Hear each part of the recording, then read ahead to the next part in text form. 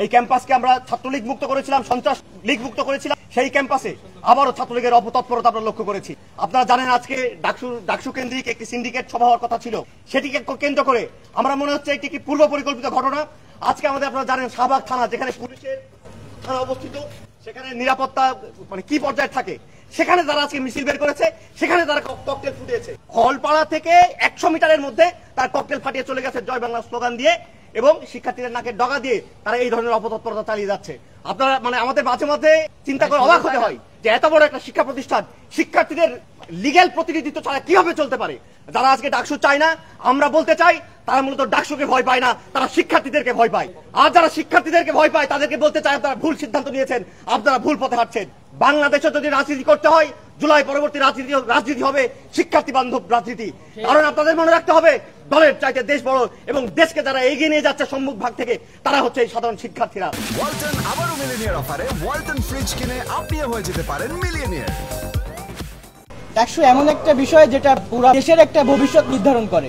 ডাকসু যদি আমরা কার্যকর করতে পারি, তাহলে ক্যাম্পাসে একটা গণতান্ত্রিক পরিবেশ সৃষ্টি হবে। আপনারা আজকে সকলে অবগত আছেন যে আজকে সকালে হলপাড়ার শিক্ষার্থীরা আজকে জয় বাংলা স্লোগানে ঘুম থেকে উঠতে বাধ্য হয়েছে, এবং সেখানে ককটেল বিস্ফোরণ ঘটেছে। এবং একই সাথে আমি যে ডিপার্টমেন্ট, সেই আইন ডিপার্টমেন্টের সামনে কিছু ককটেল অবিস্ফোরিত অবস্থায় পাওয়া গেছে। স্বাভাবিকভাবে বোঝা যাচ্ছে যে আজকে যখন প্রশাসন বহু গড়মিশুর পর আজকে সিন্ডিকেটে ডাকসু নিয়ে একটা সিদ্ধান্ত হতে যাচ্ছিল, ঠিক এরকম একটা মুহূর্তে যখন ক্যাম্পাসে জুলাই পরবর্তী সময়ে প্রথমবারের মতো ককটেল পাওয়া যায়, তাহলে বোঝা যাচ্ছে যে এই যে পলাতক ছাত্রলীগ এবং আওয়ামী লীগ যারা, তারা এই ডাকসুকে কিরকম ভয় পাচ্ছে।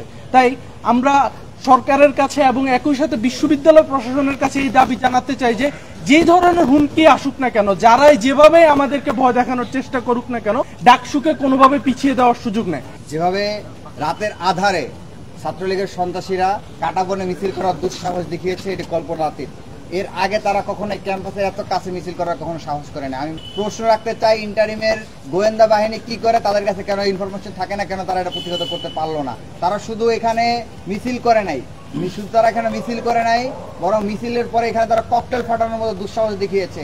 এমনকি হাইকোর্টের ট্রাইব্যুনালের সামনে, যেখানে আজকে শেখ হাসিনার বিচার প্রক্রিয়া চলার কথা ছিল, সেখানে তারা ককটেল ফাটিয়েছে, এবং কিছু ককটেল অবিস্ফোরিত অবস্থায় উদ্ধার হয়েছে সেখান থেকে। এমনকি ঢাকা বিশ্ববিদ্যালয়ের প্রাণকেন্দ্র আইন বিভাগের মধ্যে অ্যানেক্স ভবনের ময়লার ভাগারে, সেখানে প্রায় 60টির মতো ককটেল পাওয়া গেছে। আমরা মনে করি এই ঘটনাটি কোনোভাবেই অপরিকল্পিত হতে পারে না, একটি সুস্পষ্ট পরিকল্পনায় এবং পরিকল্পিতভাবেই এই আজকের এই ইনসিডেন্টটি ঘটানো হয়েছে। আমরা প্রশ্ন রাখতে চাই, ইন্টারিম গভর্নমেন্ট 5 আগস্ট পরবর্তী সময়ে যতগুলো আওয়ামী লীগ ছাত্রলীগের সন্ত্রাসীদেরকে গ্রেপ্তার করার কথা ছিল, তাদের কাউকে গ্রেপ্তার না করে বরঞ্চ অনেকটা ক্লিন চিট দিয়ে রেখেছে। তারা এখনো ফেসবুকে পোস্ট দিচ্ছে, লেখালেখি করছে, প্রকাশ্যে ঘুরে বেড়াচ্ছে, অথচ তাদের উপরে সুস্পষ্ট ডকুমেন্টস আছে, ভিডিও ফুটেজ আছে যে তারা কিভাবে শিক্ষার্থীদের উপর নৃশংস হামলা পরিচালনা করেছে। এত তৎপরতা থাকা সত্ত্বেও অত্যন্ত দুঃখজনক যে, এবং তাদের বিরুদ্ধে মামলা হয়েছে, মামলা হওয়ার পরেও ফেসবুক ট্র্যাক করে সহজেই একজনকে বের করা যাচ্ছে কোথায় আছে, তারপরও এই লীগের সন্ত্রাসীদেরকে গ্রেপ্তার করা হয় নাই। ঢাকা বিশ্ববিদ্যালয়ে প্রায় 5 শতাধিকের অধিক ছাত্রলীগ সন্ত্রাসী যারা শিক্ষার্থী নির্যাতনের সাথে জড়িত ছিল, তাদের একটা তালিকা বিশ্ববিদ্যালয় প্রশাসনের কাছে হস্তান্তর করা হয়েছিল, এবং যে সকল সন্ত্রাসীরা শিক্ষার্থীদের উপর রক্তাক্ত হামলা করেছিল, শিক্ষার্থীদের, নারী শিক্ষার্থীদের রক্তাক্ত করেছিল, তাদের ভিডিও ফুটেজ সহ, ছবি সহ, ডকুমেন্ট সহ তাদের প্রমাণগুলো বিশ্ববিদ্যালয় প্রশাসনের কাছে উপস্থাপন করা হয়েছিল।